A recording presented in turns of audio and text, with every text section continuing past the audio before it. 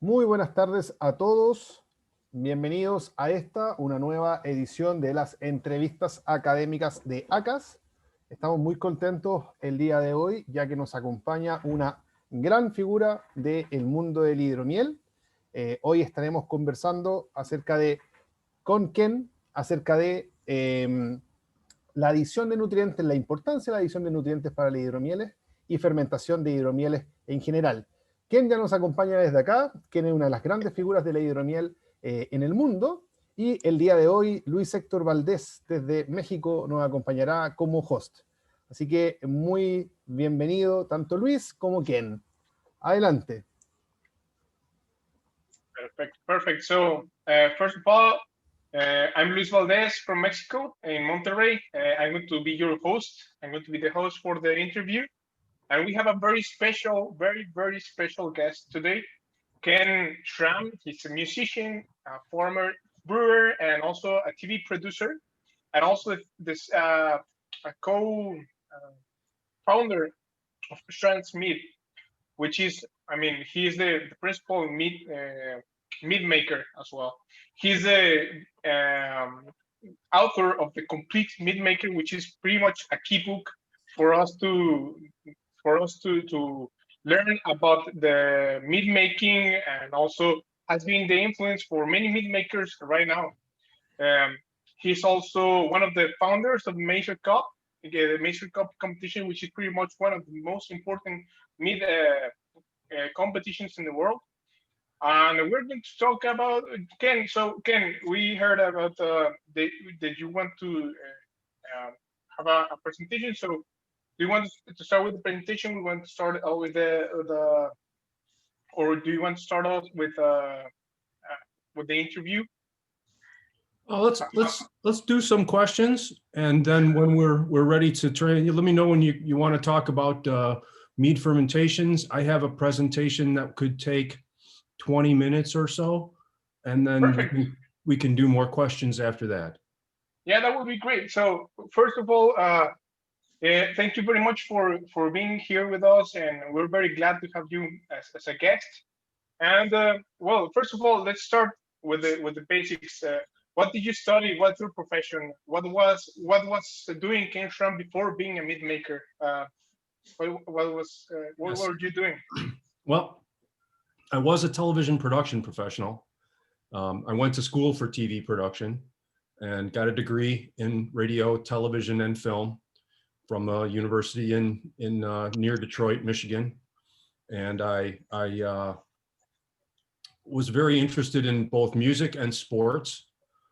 I worked my way up through some lower level television production at a cable television company, a small television station, and while I was doing that, I got pretty good at being a camera operator for sports. I'd like to do basketball and hockey and baseball, and I got very good at basketball.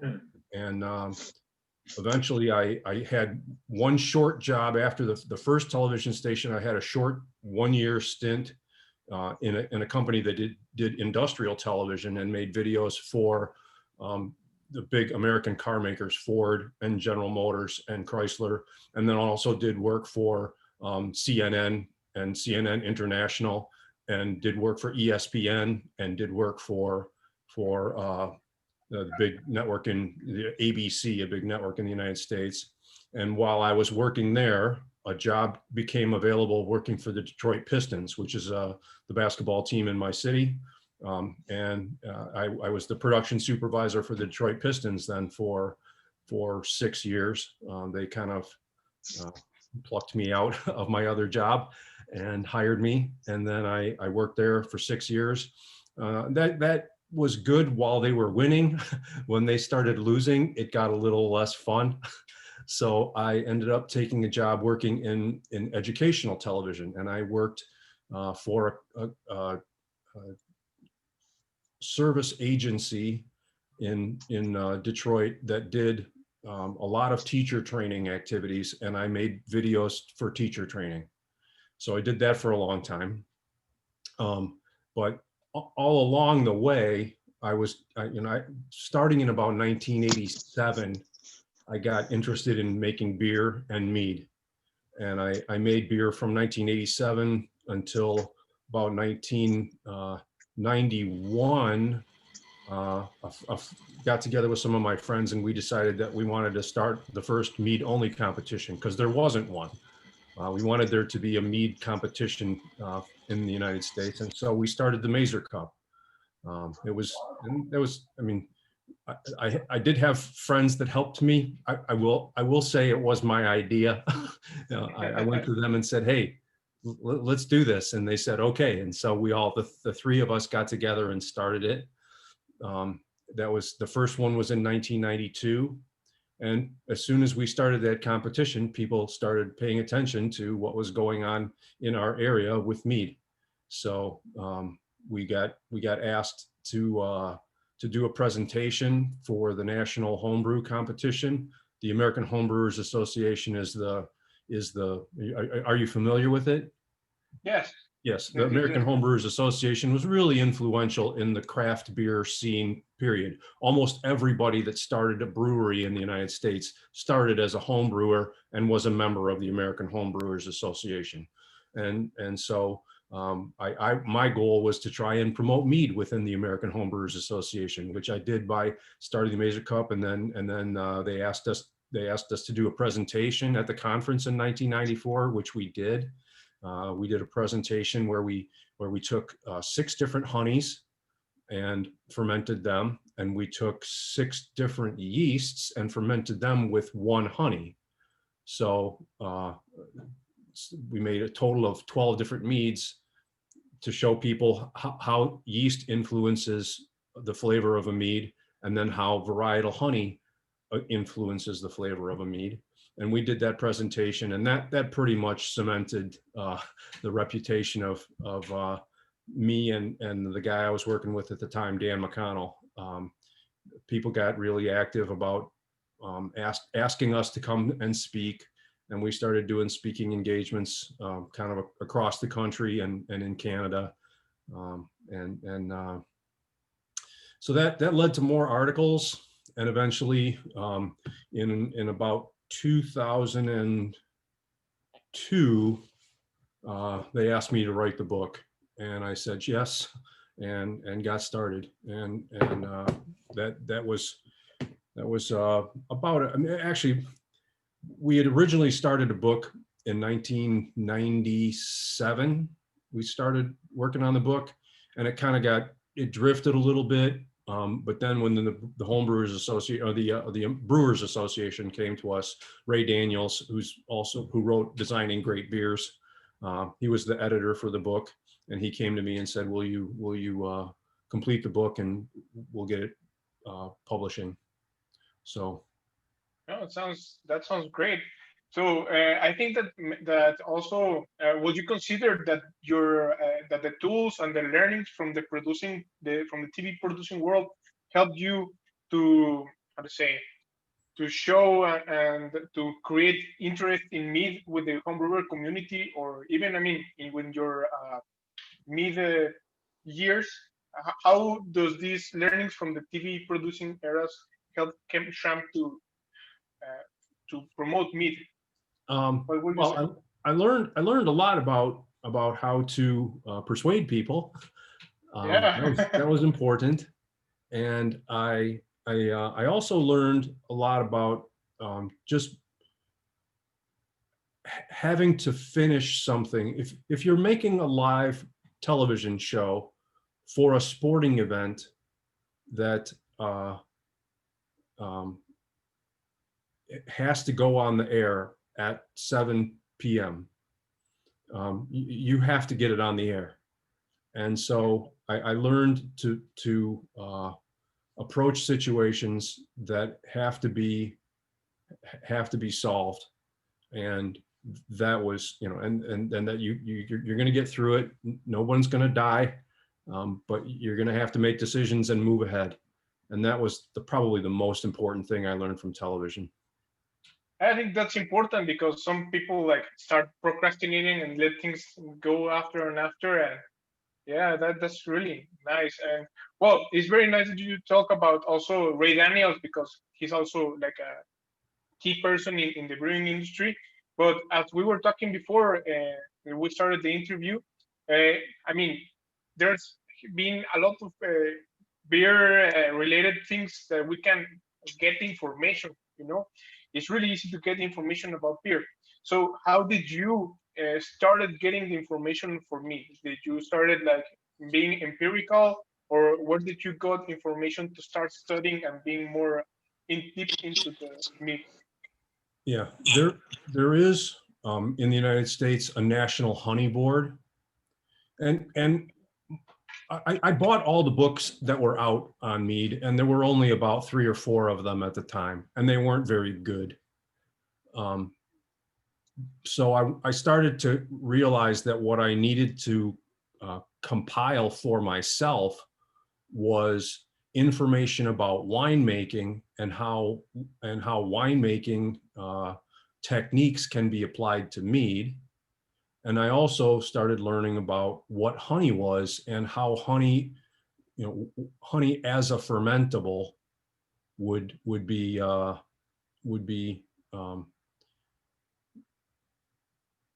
how did it work? How did it work with yeast? How did it work with other things? What were its flavor components? And how did I need to treat it in order to make a really delicious beverage? Yeah, so pretty much that was in those books, or you started being like experimental in this? No. I started buying books about honey. I learned about Eva Crane. Okay. Eva Crane was a legend. She was a British woman who wrote a book called Honey, or who edited a book called Honey: A Comprehensive Survey, and who also wrote several other books on honey, on beekeeping, on archaeology of beekeeping. She's just Eva Crane. Just I would be it would be smart to look her up and find out if any of her books have been translated. Yeah, cool. I will definitely do. So you talk also a little bit about the scene in the 1990s when you started doing the Major Cup, and I think that it has been a long journey since then. I mean, it's almost 30 years. How would you describe today's scene in the U.S., the mead making? How is that different from the 1990s? When I founded the Mazer Cup, there were 14 meaderies in the United States, and there are now more, approaching 500. So yeah, it's been very, very rapid. The growth has been very rapid. I say that mead is right now where craft beer was 20 years ago, because Charlie Papazian's Complete Joy of Homebrewing came out in 1984, and my book came out 19 years later, and the same increase in momentum and spread of knowledge and spread of fans of the beverage has been occurring, and we're about 20 years behind, but it's a good place to be. Yeah, I guess it's a great place to be. I mean, market is increasing, I guess. So speaking about how things are going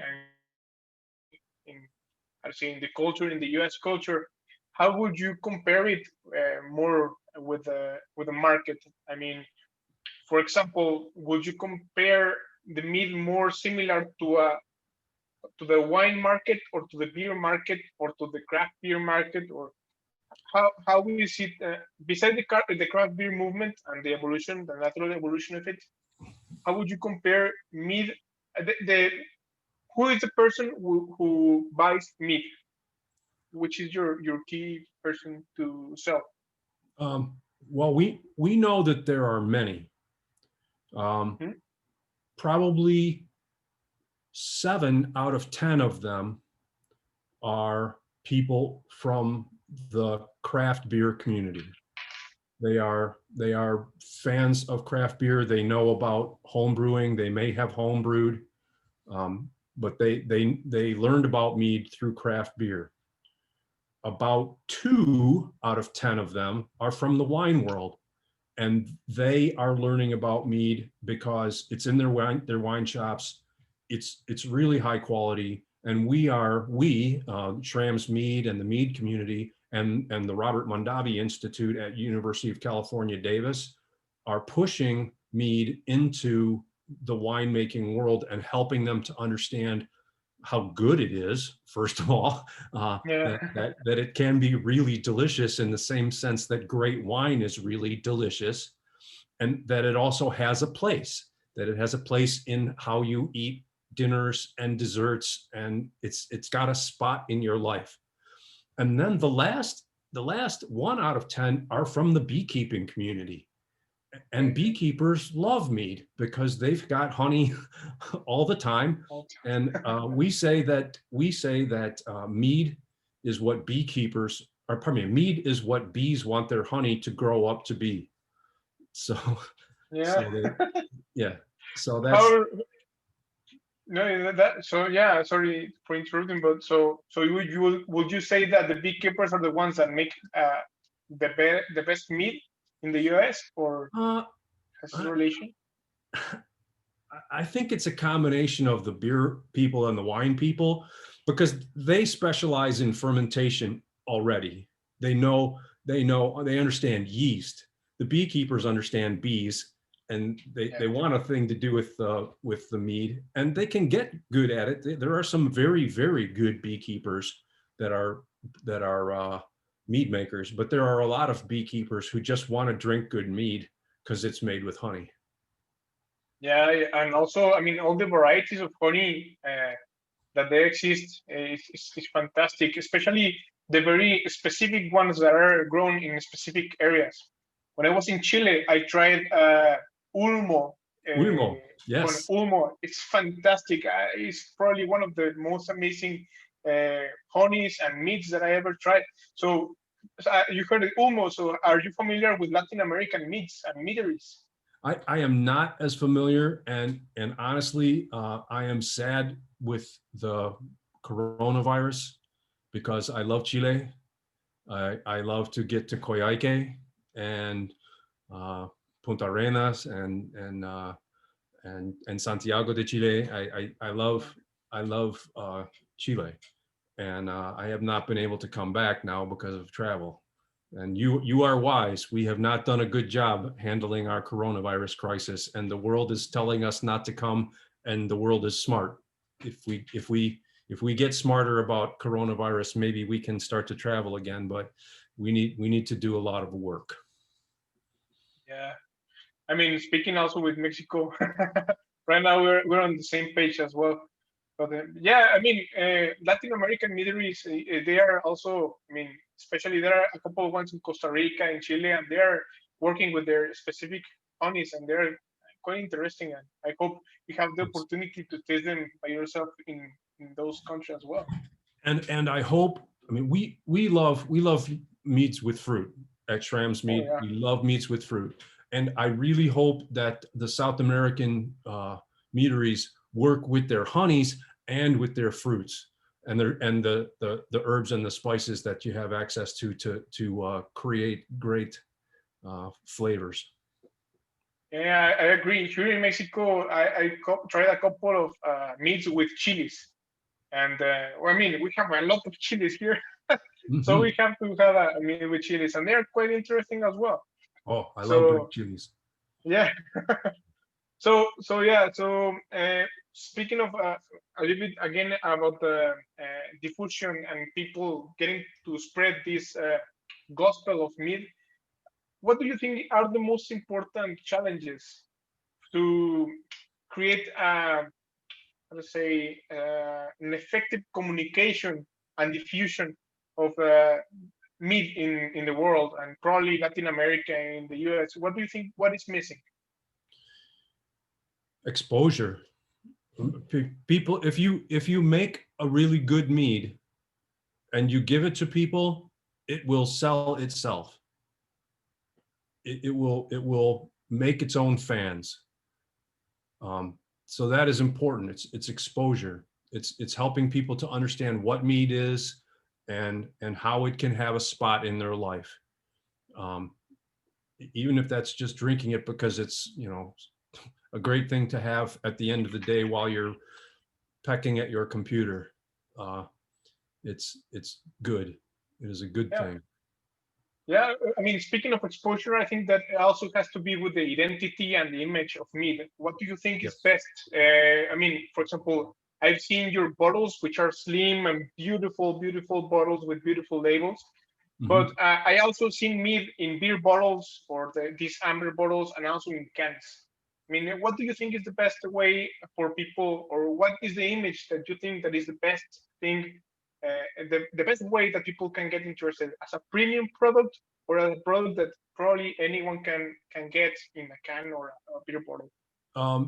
I think in terms of growing the awareness, it's a combination of both. They both have to be there. Really good meads have to be there so that people can taste them occasionally and say, I really want, the same way as, you know, I'm a fan of Terruño.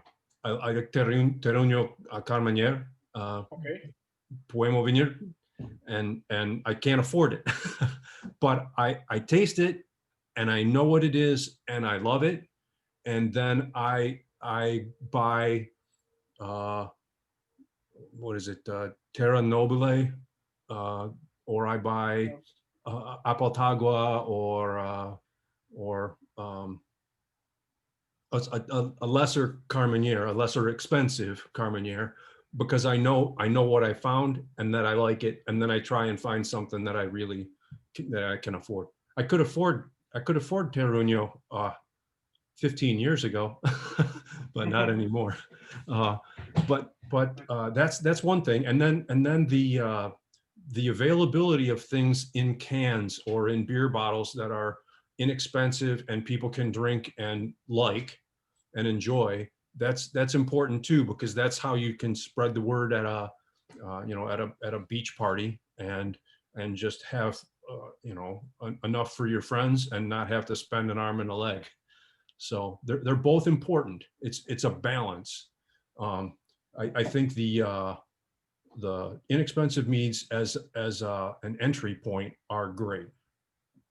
Yeah, they're great. And also, I mean, there are a couple of beverages that you just drink them and they taste expensive. So, I mean, oh my God, this is expensive. I should put this as a premium product. And I think that's also part of the competitions. I mean, the Macer Cup, also you can taste, and also with the different attributes, you can score and you can say which one is better in their own category.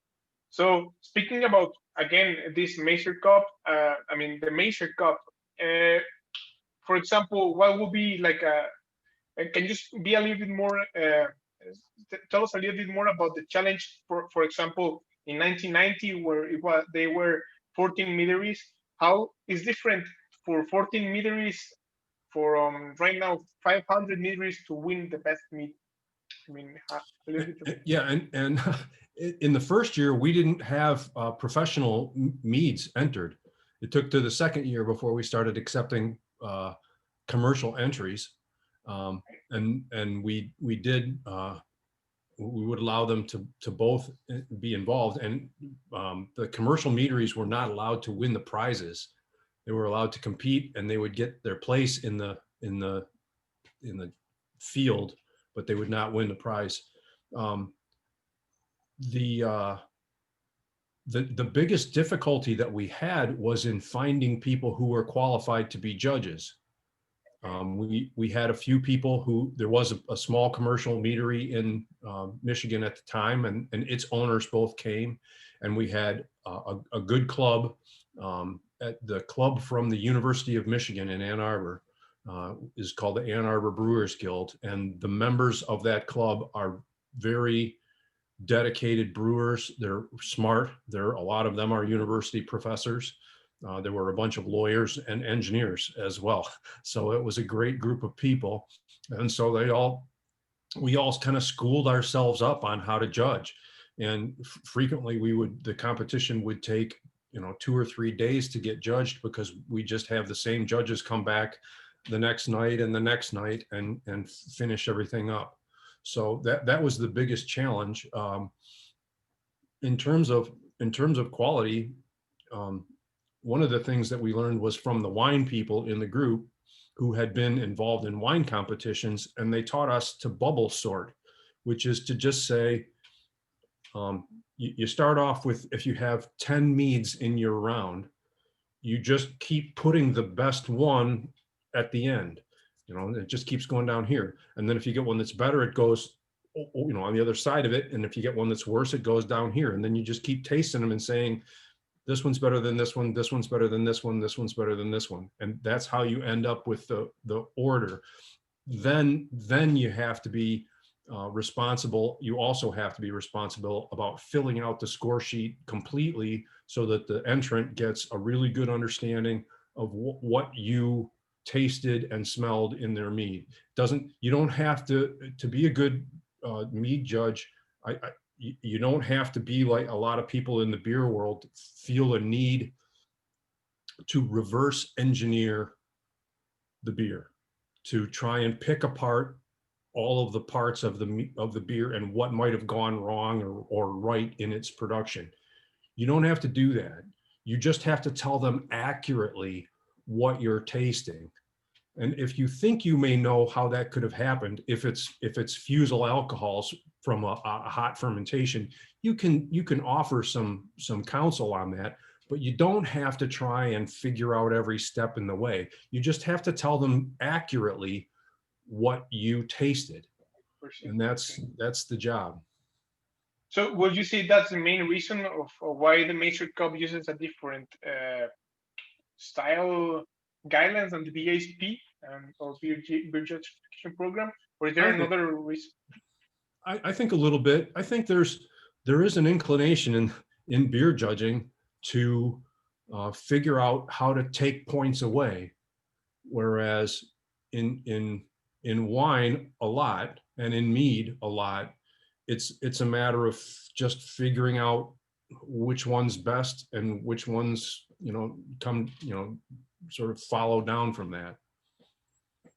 Okay. Well, and for example, right now in COVID times, how has it been, the challenges in this year Master Cup? I mean, that would be like a real challenge, right? I'm not running the Master Cup anymore. It's been handed off to Pete Bakalik and Carvin Wilson and other people who are Wayne Bonchik and other people who are running the Master Cup. So I'm not actually running it right now.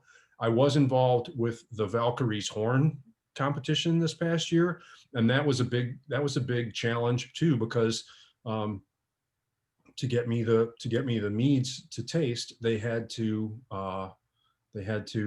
ship them to me, and then I had to sanitize them once they got here, and then open them individually and judge them all by myself without a steward, which was, having a steward in a competition is really helpful, but to do all that by yourself with 15 or so meads is a lot of work. So yeah, and I know the same thing happened this year for the Master Cup. I talked to Carvin Wilson, who was involved in running it this year, and they had tremendous challenges because they had to minimize the social distance. They had to do the social distancing and make sure that all the stuff got distributed, but they couldn't use the same number of stewards that they usually did. So it was really challenging. I can imagine. Well, thank you very much. I think if we're going to, we can start talking about fermentation and nutrients as well. Would you like to start the presentation, or do you want to start also with specific questions about fermentation and nutrition? How would you feel? It is half past the hour now. Yes. Let me start my presentation. I'll go for 15 or 20 minutes. Even if I'm not done, I'll just wrap it up at 20 minutes, and then we'll come back and do more questions at that point. Is that okay? Okay, okay. That's great. Yeah, let me try and let's see.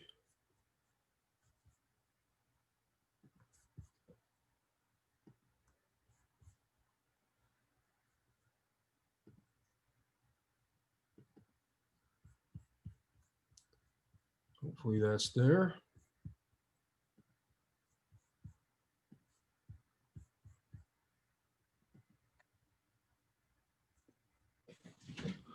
So my presentation, I call it preventing segundo nivel de transición meads, and what that means is if you are watching the children, and they're your children from the segundo nivel de transición, and they're in the Christmas play, it's wonderful. They're they're terrific. But if they're not your kids, it's not as much fun. If it's not your kids at all and you don't know any of the kids, it's not the kind of thing you're going to want to spend 25,000 or 50,000 pesos on. It's something that, you know, you have to be involved with it to love it. And that's what we don't want. We don't want meads where people love them because they're theirs. We want meads that people love because they're good. So Okay. I'm going to talk about yeast selection and nutrition for mead making. That's Ken at Schramm's Mead is my email if you want to get in touch with me at some time after we get done. When it comes to yeast nutrition, there are two ways that yeast utilizes nutrients. They use them for reproduction and growth. Those are the aerobic nutrients. And then there are metabolic nutrients, the things that they need to move through the fermentation process once you've gotten past that growth phase. If you haven't seen it yet, this is a really good article. This is a supplement to my book. It's called Optimizing Honey Fermentation. If you just Google the title, Optimizing Honey Fermentation, it's the first thing that will come up. But that's also the link there. And I can send that along later. In fact, I can, yeah, I'll put that in the notes later. In terms of aerobic needs, the primary need is for nitrogen, and that's because the yeast are going to be building up their cell wall mass as they prepare to divide. And each time the yeast cell splits, it needs to have a bunch more of its cell wall to feed to that new bud, and then it needs oxygen. The yeast needs oxygen at that point to continue that growth of cell wall mass. When it comes to which strains you're going to pick, the two options for the most part are wine strains or beer strains. Wine strains provide fuller attenuation and a better match for the conditions. And when I say a better match for the conditions, what I mean is that most meads and most wines have much lower pH than most beer worts do. So lower pH and wine strains are a better match than beer strains are. Beer strains, for the most part, have lower attenuation. You're not going to find many beer strains, even if you give them a bunch of nutrient, that will go past 13% in a mead. They have a rounder, softer profile. They have a tendency to offer up more fruity esters, and they tend to have shorter aging requirements than do things like QA23 and D47 and EC1118. So they're quicker to get to your customer or your own kitchen table. The wine strain that I am the most fond of myself is the Narbonne strain called 71B-1122. Very fruity estery profile, loves to ferment. Will start in a huge, start effectively in a huge range of conditions. It will start in really, really thick mead musts. It will start in thin mead musts. It will start at high temperatures. It will start at low temperatures. And for the most part, it does not produce a tremendous amount of fusel or other stuff. And the other thing that it does that's nice is it partially metabolizes malic acid on its own within the yeast strain. So if you're looking at mead that has a lot of acidity to it, it will allow you to make that without having to use an Enococcus eni strain to do the malolactic portion of the deal. Priest de Moose or EC1118, high alcohol tolerance. It'll go into very high alcohol levels. It has longer aging requirements, and I'll be honest, I don't use it because I don't like the way the meads taste. I've just never been a huge fan of EC1118. Lallemand D47, the Côte de Blanc strain, also tends to take a little while in terms of aging, but it does push florals and citrus, fruity aromatics. Those are nice. It is a strain from the I believe it's a Chablis strain, and it will age. Pardon me. It will ferment very, very thoroughly. It will tend to strip things completely dry if you let it go and give it enough nutrient. The ale strain that we use at my meadery the most is the Wyeast 1056, also known as US 05. If you're buying it from the other yeast supplier, it's an ale strain. It's the Sierra Nevada strain. It's beautiful in meads that you're making that you want to have spicy, fruity aromatics. We use it in our nutmeg mead, and we use it in as part of the blend that we use to make our heather honey mead. Let's see. As far as nitrogen is concerned, we consider 130 to 200 parts per million as the minimum amount of free amino nitrogen that you want to get into your must. If you're using diammonium phosphate, DAP, that will contribute at the rate of 1 gram per liter. It will contribute 258 parts per million. The minimum that we like is 130 to 200, but realistically, it's not wrong to go up to 300, 350 parts per million if you're expecting to get to 12 to 14% alcohol. Beer gets a lot of nitrogen from the malt and some from the other grains if they're used in there. Wine can get plenty, or at least close to enough, from grapes, and that is in the aerobic phase. It also needs nitrogen in the anaerobic phase. We'll get to that later. But in beer, the higher the amount of gravity that you've got, the more nitrogen you're going to get in your liquid.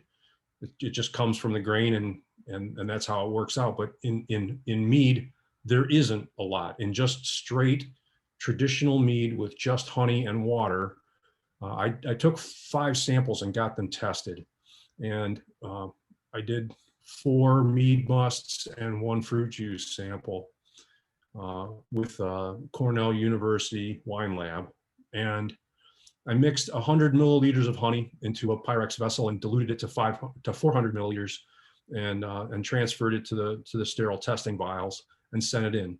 The first sample got fan analysis along with the sterility check, because I wanted to find out if you could actually do, because I advocate in the book, and I have advocated for a long time, using just water and honey and a little bit of nutrient for your meads if you're making traditionals. And I wanted to find out if you could do that and not have to worry about the honey presenting substantial risk of infection from bacterial organisms, excuse me. And then the next 3 samples were different honeys, and they all got the FAN analysis. And then the final one got a whole bunch of stuff. And I'm not going to talk about sample number 6 in this presentation, because that was more about the final product than the actual fermentation needs. All the samples got there in good condition, and everything looked like it was lined up. The first sample ended up having original gravity of 1.110, which is about 27 bricks. It only had 10 parts per million of FAN, and that was a Florida Tupelo honey. These are American honeys, but the same thing will be true of Ulmo and virtually all of the honeys from South America. They just don't have much FAN in them. It was clean too. There was not a lot of yeast or no viable bacteria. Sample 2 was a Florida orange blossom, the same relative gravity, and it had 5 parts per million. And mind you, this is in comparison with what we know, somewhere between 130 and 350 is what your goal is. So these samples were really, really low. Even the highest one we had was what American buckwheat, and it came in at 21 parts per million, which is nowhere near what you're going to have to do a healthy fermentation. The 5th sample was some cherry juice, and it came in at 262 parts per million of FAN, which is the equivalent of about it would be about 5 kilos of fruit per 1 gallon. But if you dilute that with some honey and some water, you're not going to have enough FAN to do a really good job. In beer, it's increased. This is just a quick look at what's in the free amino nitrogens in honey. There are a few of them in there that are really problematic.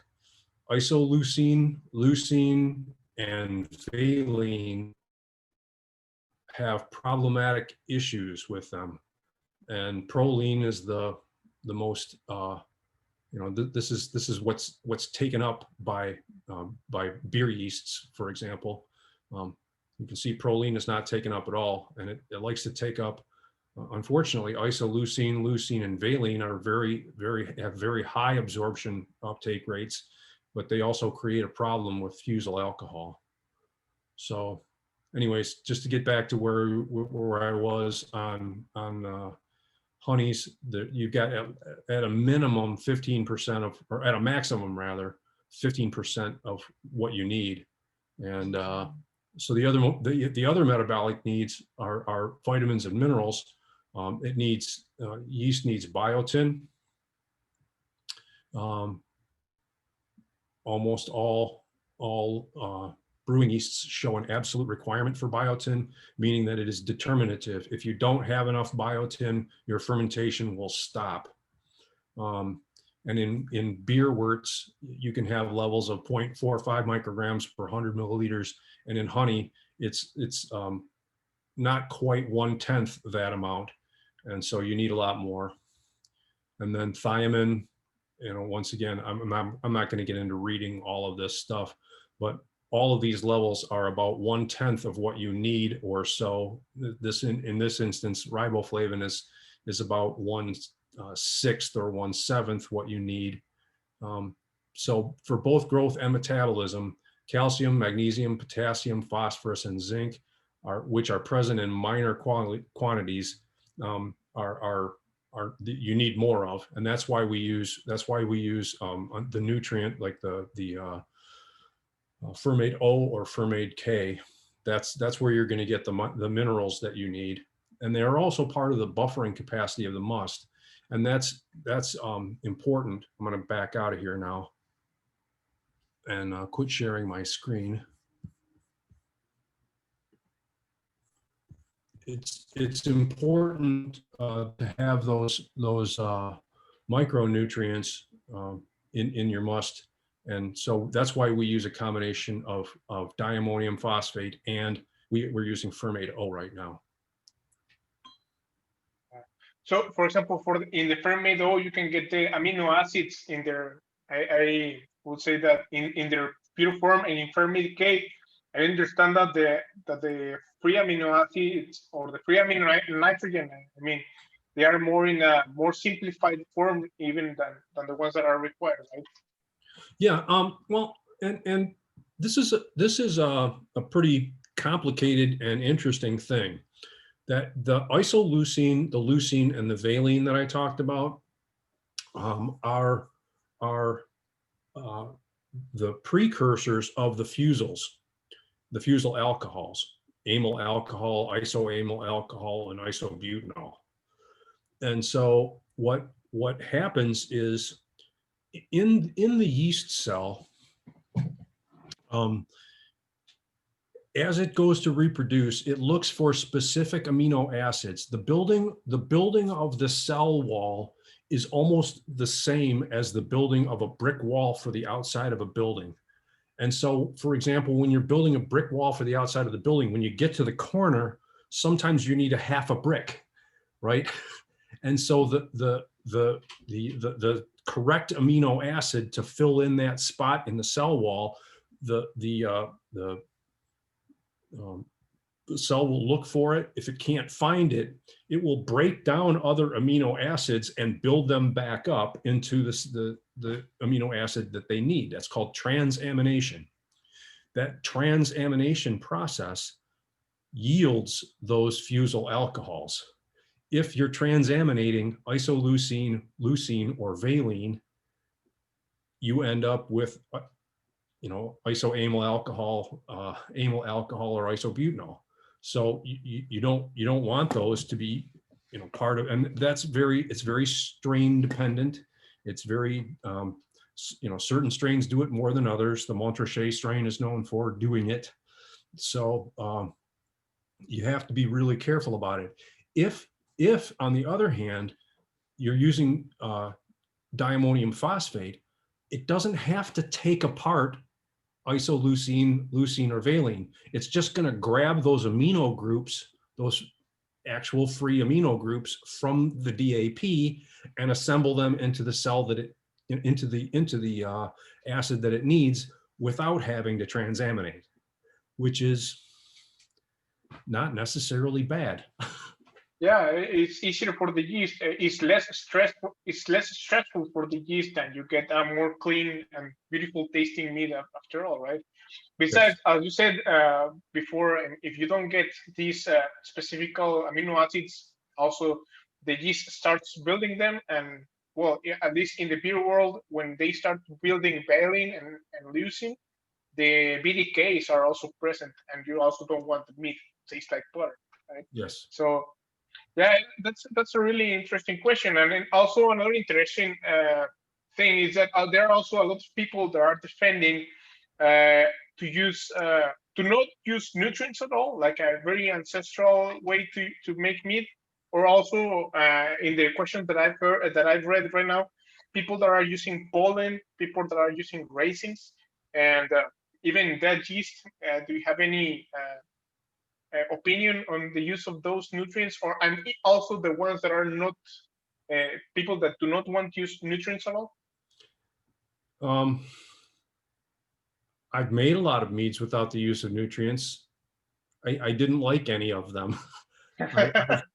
I've gone back and tasted the meats that I made before I got to the point where I was doing what I believe are healthy fermentations, and I believe it because of the way the mead, the way the fermentation takes place. It's usually done if I use nutrients and I get them in the right range, I can have the fermentation complete itself in 21 days. And that's, so we've reached like 85 or 90%, maybe 95% of the attenuation that we're going to see. Those meats taste delicious. The meads that I've done without nutrification have taken 4, 5, 6 months to try and complete their fermentations, sometimes up to a year. They're still bubbling away. and then they taste like rocket fuel. They taste unattractive to me. And so I've tried it, and that's the whole thing about the meads that are made for your 6-year-old, that are like your 6-year-old. You love them because you made them, but if you give them to a person who likes terruño and is using that as the other end of the spectrum, they're not going to show well. Yeah, at the end of the day, I mean, it's science, I mean, you keep doing what works and stop doing what it doesn't work, right? And nutrients, I mean, the science is clear that the yeast need nutrients and how they use them. And speaking about this nutrient, what's the difference between probably the three most used ones that are the DAP, the fermate K, and fermate O? Do you have any special preference? Because there's a big debate between using fermate K and fermate O, right? Especially for the organic people that fermate O is, I mean, fermate O is entirely organic, and you can use it. And we choose to use a small amount of DAP because the amount, I mean, since most honey and mead musts are so nitrogen deficient, it's going to take a lot of yan from your nutrient to get it up to where it should be. And since we're going to use so much, what fermate O is it's dead yeast. It's just dead yeast. Yeah. Right? It's been sanitized, it's been cleaned up, and it's been lyophilized, and so now it's just completely inert. But it's also dead yeast, and I only want so much dead yeast in my mead. I don't want to add that if I don't have to. The diammonium phosphate gets used almost entirely. I mean, the thing that's left outside of those amino groups is phosphate, and your yeast needs phosphate too. So it's a pretty much an entirely consumed resource.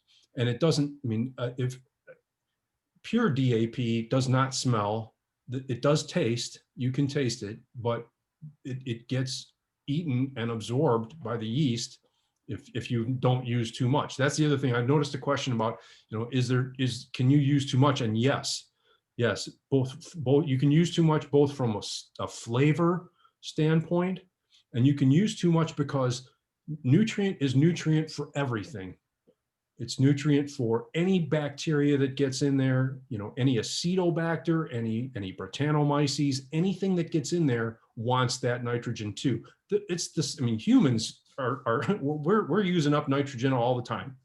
And you don't want to provide any more of that nutrient to any of those other bacteria or other organisms that are in there, because they'll eat it up.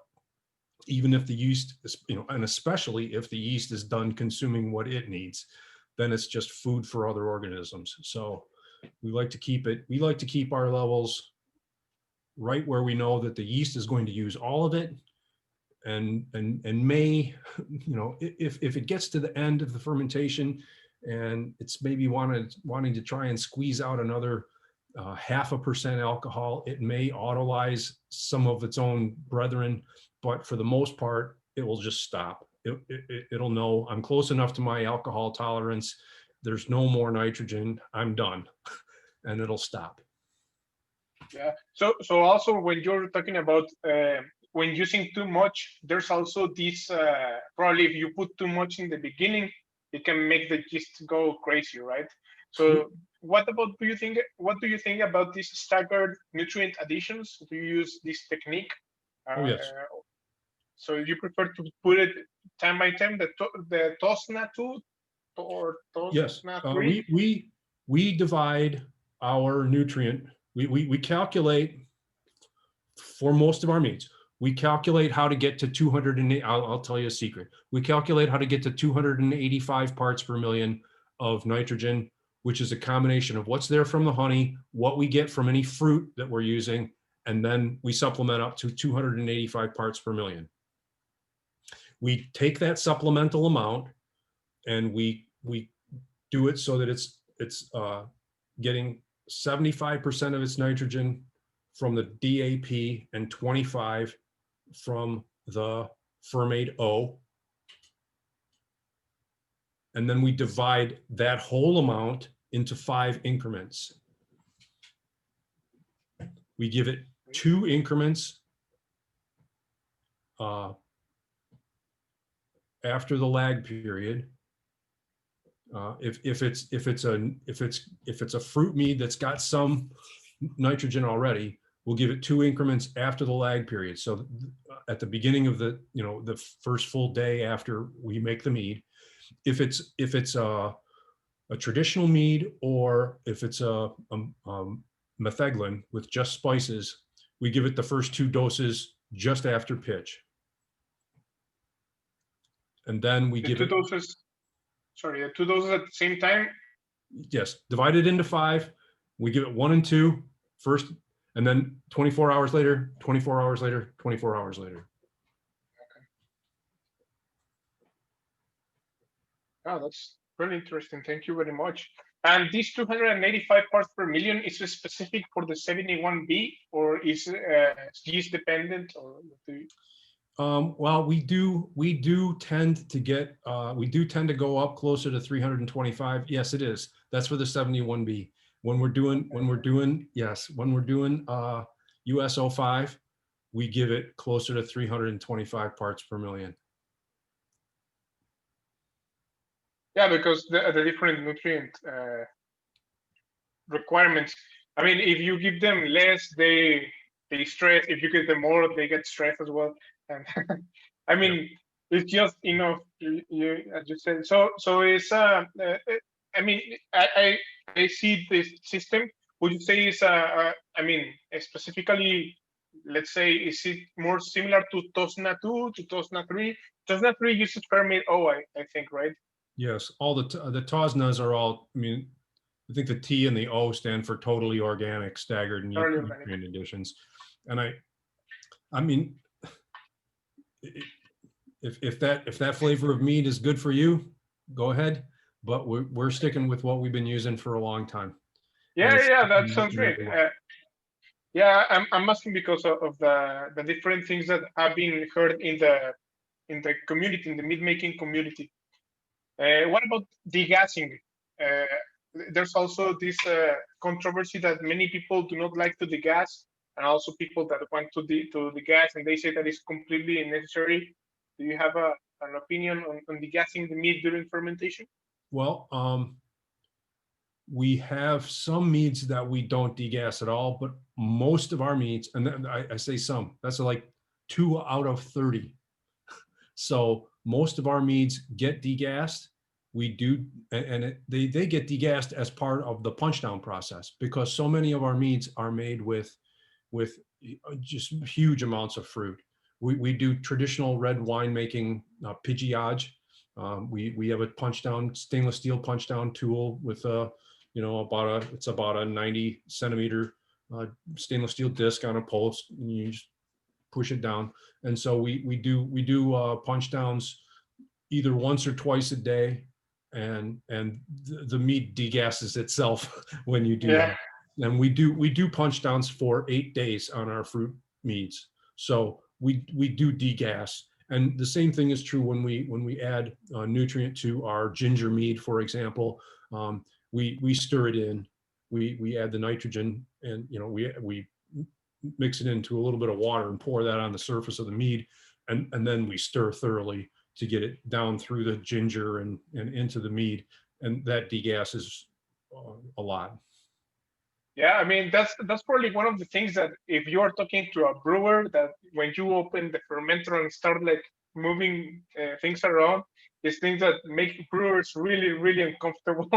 It does, it does, and so does the fact that, I mean, we are relatively aggressive about how we do a standard. We use a pump over cart, and we pump off the bottom of the, pump out from underneath the fruit cap, but we run that pump out through mesh strainer bags the same way a lot of wineries do. and that, you know, it's going into the top of a pump over cart, and then it's falling down, you know, once again, 300, 400 centimeters, right? To, or 30 or 40 centimeters, sorry, 30 or 40 centimeters down to the bottom of the cart, and splashing and getting all kinds of oxygen into it. And we know that if there's still, you know, 2 or 3 or 5 bricks worth of attenuation to get, it's going to take care of all of that. We don't have to worry about it. So, but yeah, brewers look at that and think, oh, how can you do that? How can you do that? The no boil method as well. Those kind of things are things that are, like things that brewers are not very, they don't want to do because they have been brewing all the time. It's not like how it's done. But as you said, everything is different. It's just a different product, different fermentation. And speaking of which, we talk about nutrients, but what about water, the pH, and also the mineral content? I think that they say, specifically in beer, if the water tastes good, the beer will taste good. However, with the lower pHs and also the higher attenuation, I think that the water in mead has something more important, a more important role than even in beer. So what are the changes in pHs that you're looking for, and also what mineral content are you aiming for usually? We don't do any adjustments of our water, but we buy water from a bottled water company specifically because of its makeup, of its assay. So we buy from a local bottled water company. There are 2 or 3 of them we could buy from, but we buy from one specific one. The pH is 7.2, and that's wonderful for us. That's perfect. We want that. We want the water to, I mean, it's 7.1 or 7.2. We want the water to contribute as little as it can to the pH balance as possible. It does have a pretty good mineral, set of mineral content. It is not quite as high as what I showed you on the PowerPoint presentation, but it contributes magnesium and phosphorus and a bunch of the other chemicals. So that's what we've done, and I would recommend that if you are serious about making great mead, the cost of the water is very low compared to the cost of the honey, and if you can find a bottled water supplier who is willing to provide you their chemical analysis and that it matches up with what you want, and it tastes good, then yeah, you've solved all your problems. And that just lets that just let us put that problem completely aside. We know what our chemical assay is going to be. It hasn't changed now. I've looked back through their chemical analysis of their water for the last 20 years. It's all within 1 or 2% consistently for 20 years. They're coming from one aquifer that has, a really reliable profile, and that's what we do. If you are going to use our reverse osmosis water that's been stripped of everything, then you have to be very careful about trying to get to the profile that you want. And if you can give me a second, I'm going to walk over and I'll get my book. It's called Yeast Technology, and it's a good book in terms of providing you the information that you need about, if you're really serious about your water analysis. It provides you the actual data on where you need to be for good yeast metabolism. So give me a second. Sure.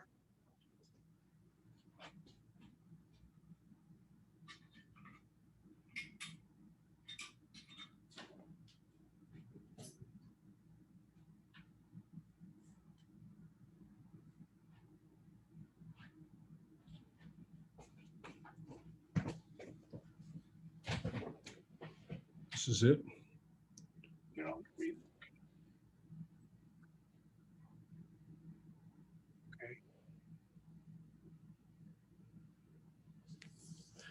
very much. It is also referenced in the article. And hang on a second. Let me go back and grab that piece of information for you, that link.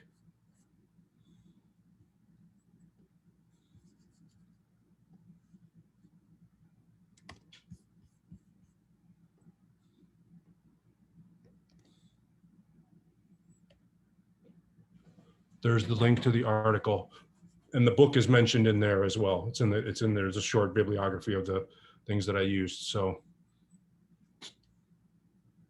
Thank you very much. So in this case, you also aim for a specific alkalinity. I mean, is 7.2, well, not alkalinity, but the residual alkalinity. I mean, how much does the yeast, the pH must, and the final mead is, what are what pH values are you aiming for in the must, and also the final mead? In the must, I'm shooting for, I like to start at around 3.9 if I can. Okay. And the 3.9 to 3.6 is my target start range. Once you get below 3, depending on yeast strain, that's when you'll start to see stuck fermentations. So you wanna that's the other reason that we like to do the staggered nutrient thing. And the one thing I will say on behalf of the Tasna situation is that those yeasts, especially if you're making traditional mead with just honey, there is very little buffering capacity in honey, and the additional dead yeast will provide buffering compounds that will slow the drop rate of your pH, because as the honey, as the yeast uses up the nutrients from the honey and from the whatever yeast nutrient you're using, the pH drops.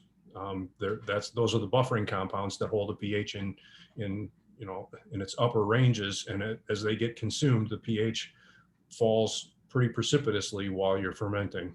So Tasna will help, or the use of Fermate O or Fermate K will help with that slowing of the pH drop. Yeah, and I think this also changes with when you're using fruits, specifically with the fruits that are high acid and also with more water or less water, right? So it's fruits, they don't work in the same way, right? Each fruit is different. Well, there's a lot of buffering capacity in the fruit too. The other compounds besides the sugars and there's tannins and anthocyanins and all kinds of other stuff going on in fruit that provide buffering capacity that just straight honey does not. Okay. So there also, have you tried fermenting with farmhouse beer yeast like Kvike or even Saison yeast? Or I have done one spontaneous fermentation. I have, and we have done our apple mead that we make, called Apple Reserve, is just done with the yeast from the apples. So that would, I think that would qualify as a farmhouse approach, or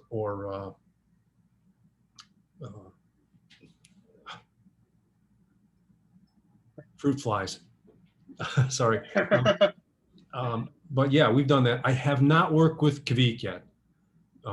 And I am interested in doing that, but right now, all of my time is being spent on starting an orchard. So I don't have as much time to try and do new things as I would like. So in that orchard, are you planning to let's say to plant fruits and to grow fruits also for your meadery or just for personal consumption? No, strictly for the mead. Excellent. and what are you planning to plant? I have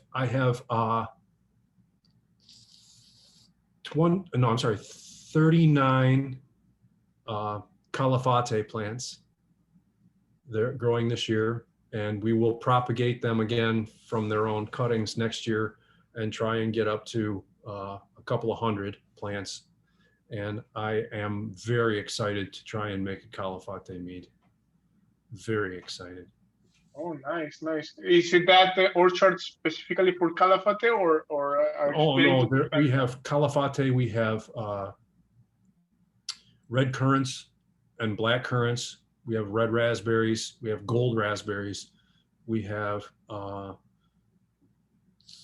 30 or 40 varieties of apples, and wow. We will try and put in probably 200 Charbake cherry trees because of I love Charbake cherries a lot.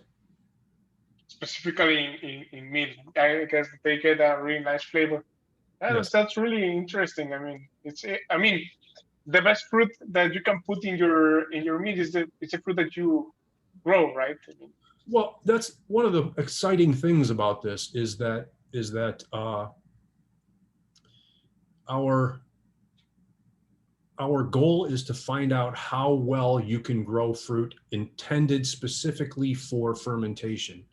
And right now, grapes, there are plenty of people who grow grapes specifically for fermentation. You know, there are vineyards all over that have specialized in figuring out all of the horticultural practices that will maximize the quality of their grapes for winemaking.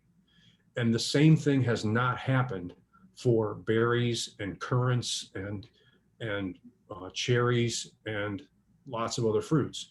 That's our goal, is to figure out how to maximize ripeness and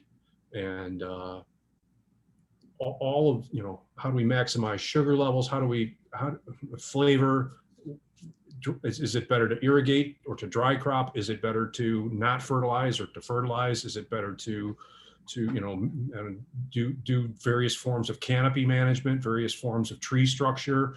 There's all kinds of things you can manipulate to change how the fruit comes out, and we're going to try them. And we're going to work out what comes out best. That's my project now for the next 10 years.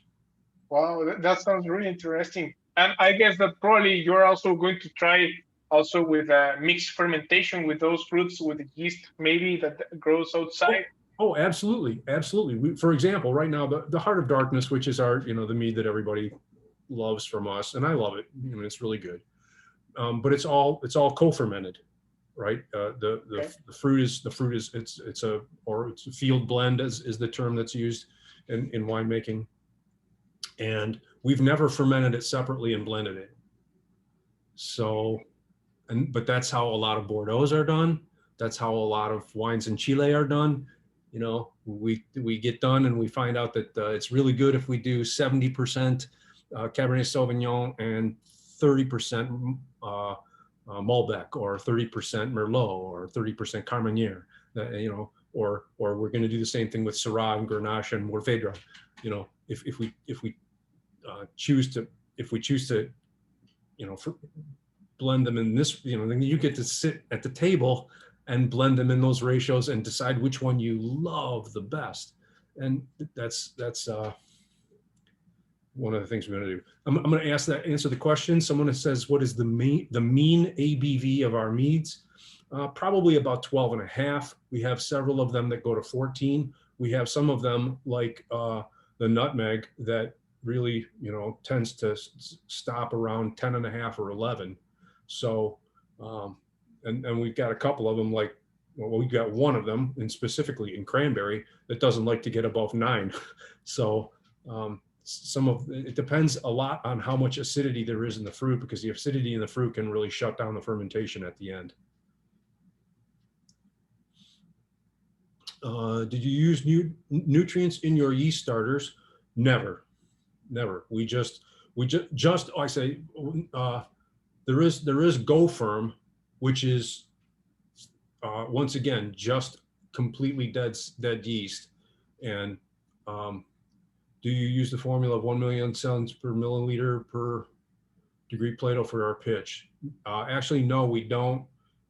We tend to use a little more than that because the gravity is so high.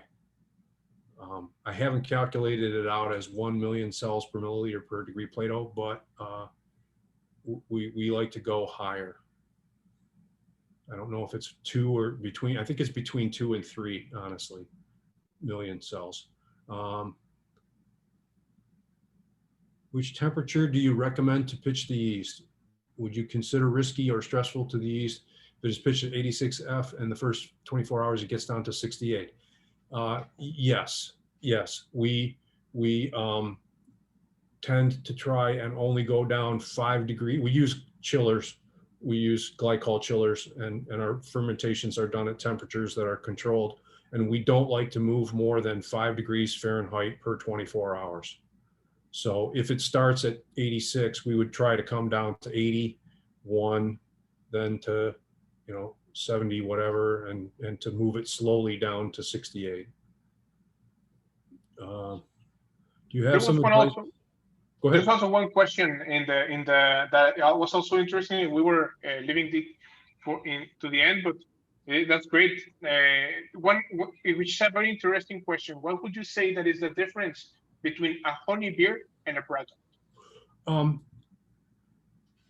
For me, and this is, I don't know if there is a definition, but for me, I want to have more than half of the fermentable sugar from honey to be a braggot, because a braggot is a kind of a mead. And if it's more than half of its honey or more than half of its fermentable sugar from honey, then it's a mead.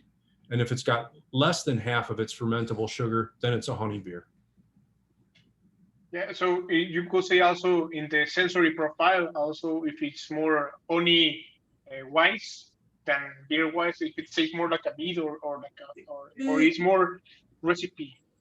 So yeah, because the sensory profile will depend on if you use a really, really mild honey and very, very aggressive yeast, or pardon me, a very, very aggressive grain bill. If you used a lot of chocolate malt and a lot of black patent malt and some biscuit malt and a little bit of pale malt, and what you ended up with was very, very, almost porter-like or stout-like, and then you augmented that with a very mild honey, you're not going to get a ton of honey character coming through, but it could still be more than 50% fermentable sugar because honey is just so dense. I mean, it's 81 bricks. It's just incredible. Yeah, and there are also like more intense honeys than other ones, as you said. Yes, it depends also. Yeah, so if you made a you could make a honey beer, right? That was only 30% of its fermentables from honey, but if you did it with heather honey or leatherwood honey from Tasmania, it would overpower it. Yeah. Yeah. Okay. Returning to the orchards and also the native yeast and bacteria that could be in the fruits, would you consider a different nutrient additions for if you were using mixed fermentation? Do you think that okay? Yes, and we use a lab to determine what the free amino nitrogen contribution from the fruit will be. And if we have a bunch of different fruits, we'll send in the juice, we'll mix up the juice and we'll send that in and get it tested to find out what that is. And then we will subtract. So let's just say that it comes back and they say your juice is 260 parts per million, right?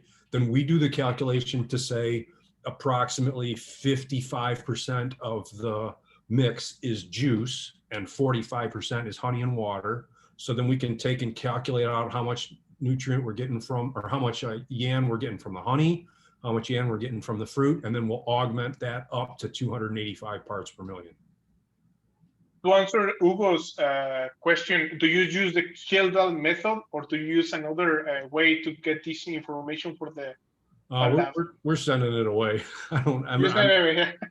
And like I said, I to be honest with you, the guys that are doing that testing, it's not even me right now. There are different people doing that testing for us, you know, and sending the stuff off. I could tell you, hang on a second.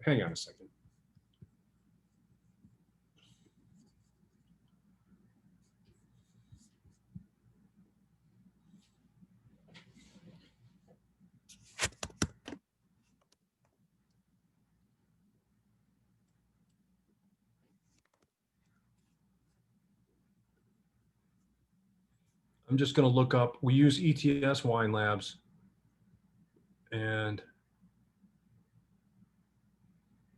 what they're telling us is that our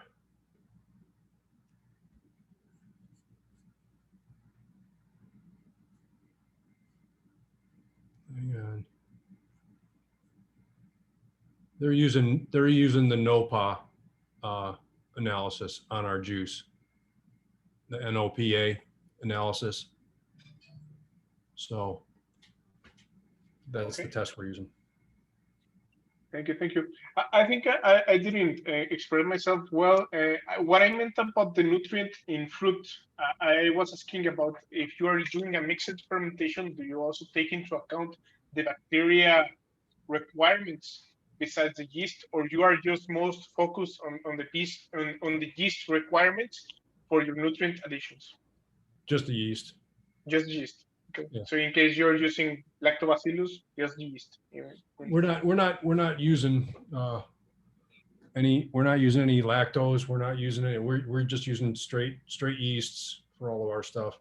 We have, to the best of my knowledge, we've only done one malolactic fermentation. We did that with Enococcus eni, and we know we left too much nitrogen in there because that went on forever. And how to say, what about temperatures? Do you make them like really hot? Hot in regarding beer temperatures, or you also prefer to ferment a little bit lower? What is your favorite profile for your meats? We like to ferment at 62 degrees Fahrenheit.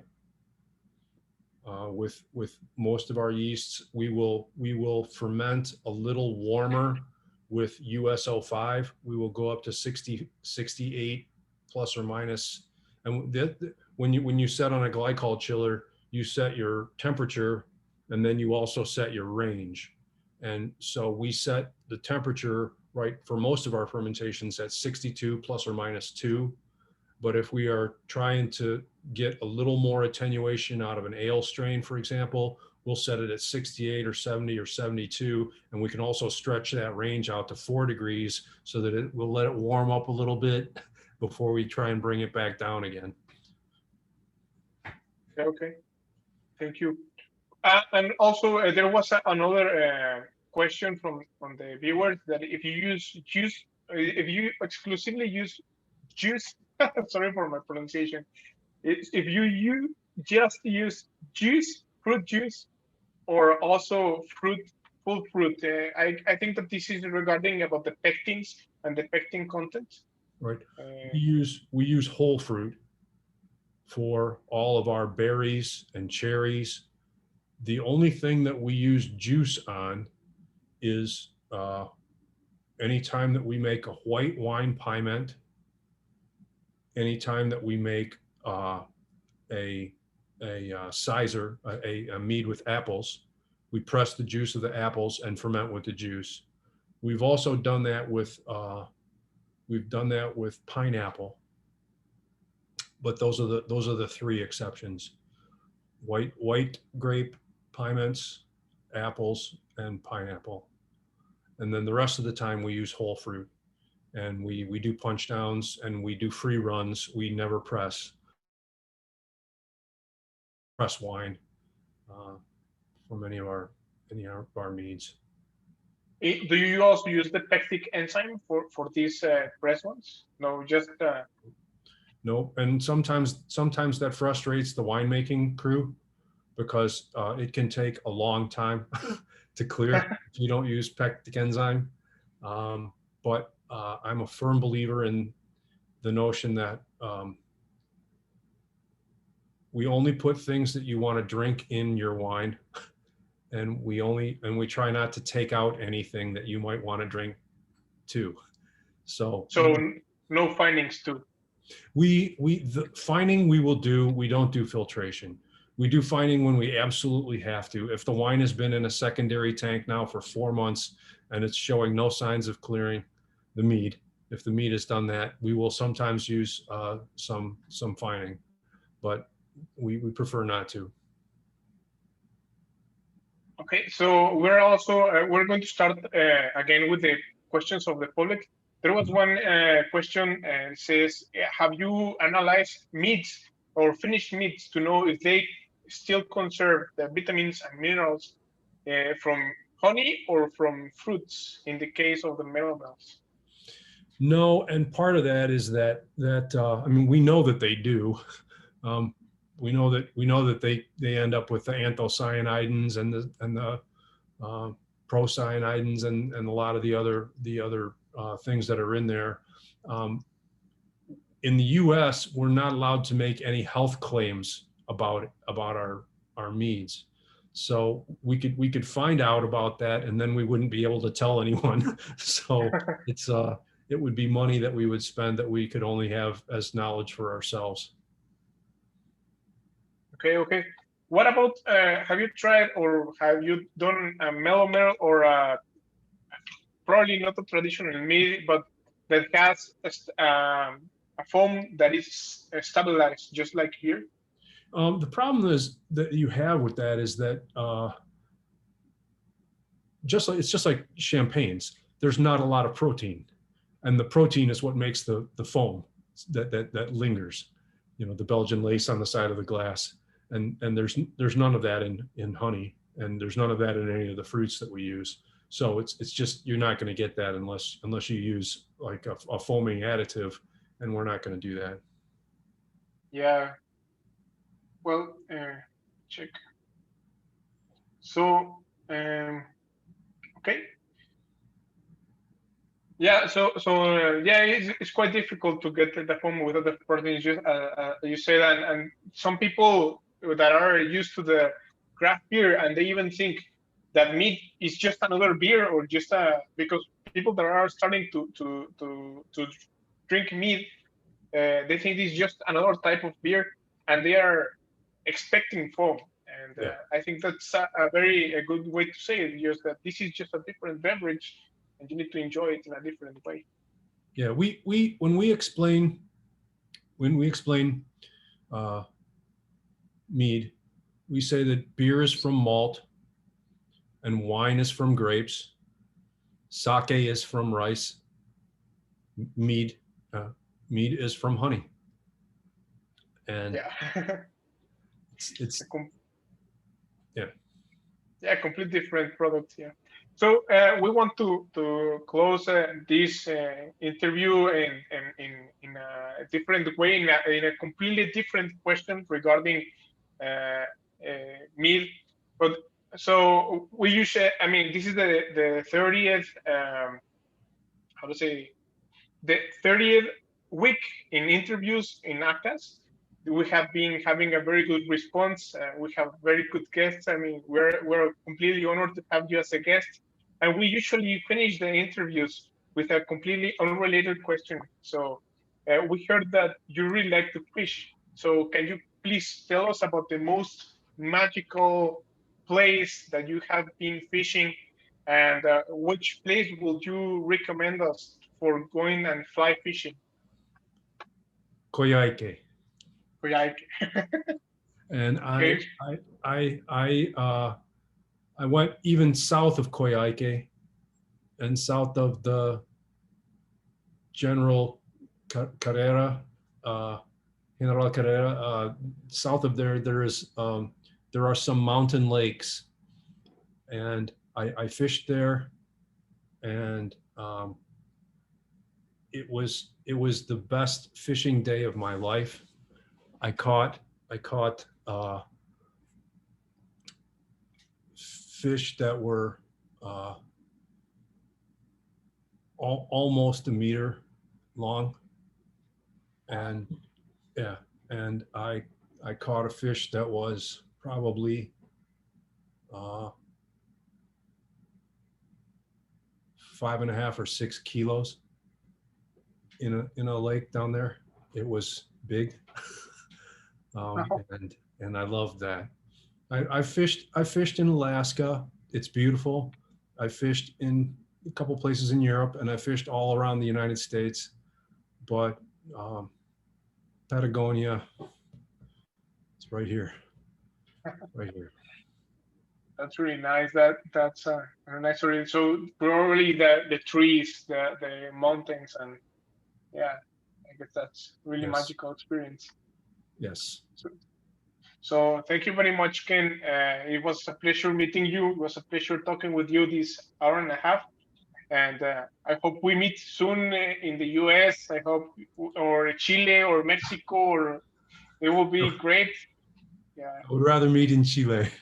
Yeah. I would rather meet in Chile. Oh, yeah. Thank you very much. I'm just going to take it to pass the word on Fabiano, who is going to close. I don't know if before we close completely, if you want to tell us something. There's also one question that probably can be a closing remark, or if you want also another one. Any advice for new meat makers? Any advice for the people that, I mean, here in Latin America are looking up to you and starting to see this mid world? Yes, I will say this. The meats that I love the most are made with truly delicious ingredients, with especially fruits that are high in acidity, which is why I want to get calafate, because it is so bright on your tongue. It is explosive in its flavor, and that is what makes mead a joy to put in my mouth to me. And so find the best ingredients you possibly can, and then try and get out of the way. Yeah, if you preferably grow them yourself, right? Yes. Try. That is 90% of the battle. Yeah. Well, thank you very much, Ken. I'm going to give the word to Fabian, and it was a pleasure talking with you. It was a pleasure having you here in ACAS, and hope we meet soon. Fabian. You did a wonderful job. Thank you. Thank you very much, Ken. Thank you. Thank you very much, Luis and Ken. It's really the amazing interview. I love it. You talk. Really is very, very interesting for me and for all the people of the meat maker in Latin America. And thank you very much, Ken. I hope that I see you in a next opportunity. We organize the Latin American Cup of Meat in Chile, and we invited to you to the judging and the talk about the meat. Maybe when COVID is end. Yes. Let us get a solution, and then I will be happy to visit you. Perfect. Thank you. I talk in Spanish. Muchas gracias a todos, muchachos, por haber asistido hoy a una nueva versión de nuestra entrevista académica. Los invitamos a mantenerse atentos a las nuevas entrevistas que vamos a seguir realizando, tanto de hidromieles, de sidras, como de cervezas, como de destilados, y los invitamos a ser parte también de nuestro canal de YouTube. Nos pueden buscar ahí en youtube.com, buscando el canal ACAS TV, donde estas mismas entrevistas están siendo subidas ya, así que podrán revisar las entrevistas académicas una vez más en YouTube posteriormente. Así que muchas gracias a todos, muchachos. Muchas gracias por su asistencia. Nos vemos pronto. Thank you very much, Ken, and I hope to see you. Muchas gracias. Buenas noches. Buenas noches. Buenas noches.